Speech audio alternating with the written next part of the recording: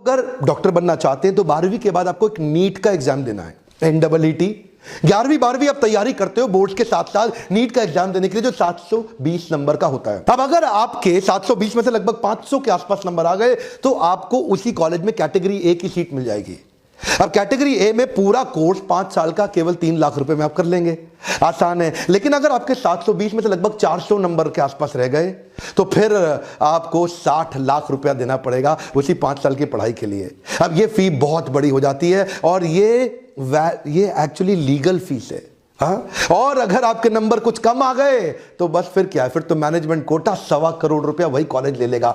College वही है, हर college के अंदर उसी कॉलेज में 3 प्रकार की सीट कर दी गई हैं। आपके नंबर पीछे हैं तो 1.25 करोड़ रुपया लेंगे। ये लीगल हो गया है हमारे देश में 1.25 करोड़ रुपया लेना, और प्लस बाकी सारे और भी कहीं खर्चे करा देंगे। अब ऐसे केस के अंदर बच्चों पे प्रेशर बहुत बढ़ता जा रहा है, इसीलिए सुसाइड बढ़ रहे हैं। Kota has become next suicide capital of our country.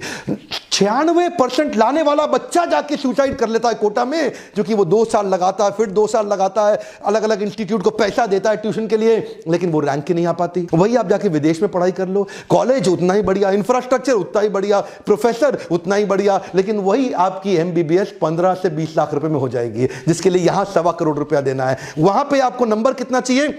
700 में से अगर 120 नंबर आ गए, आपका नीट तो पार हो गया लेकिन रैंक नहीं आई। लेकिन 120 नंबर से भी आप जाके विदेश में पढ़ सकते हैं, ग्लोबल एक्सपोजर भी मिलेगा, उस नई देश का, नई दुनिया का एक्सपोजर भी मिलेगा, और आप उतने ही क्वालिफाइड, उतने ही पावरफुल, उतने ही एलिजिबल डॉक्टर भी बन सकते हैं।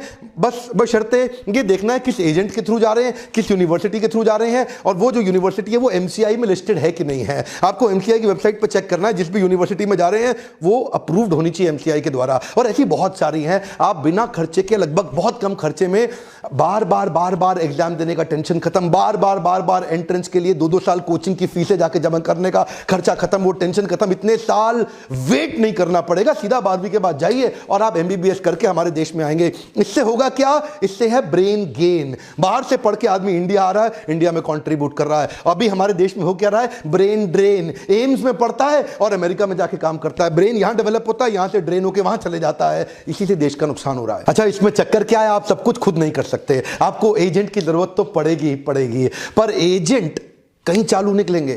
थोड़ा नॉलेज दूंगा आपको, नॉलेज रहेगा, आपको कोई लूट नहीं पाएगा। ये एजेंट आपसे पूरी MBBS की 5 साल की फीस एक बार में मांगेगा, जो भी 15-20 लाख रुपए आए एक बार में मांगेगा। अब आपको लगता है इतने सस्ते में छूट रहा हूं, ले ले भाई, पैसा ले ले, कोई जरूरत नहीं है सर।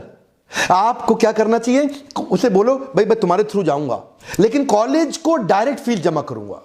आपकी फीस ईयर बाय ईयर जाएगी, 1 साल की फीस जाएगी, फिर दूसरे साल की जाएगी, 5 साल का पैसा इकट्ठा नहीं देना आपको।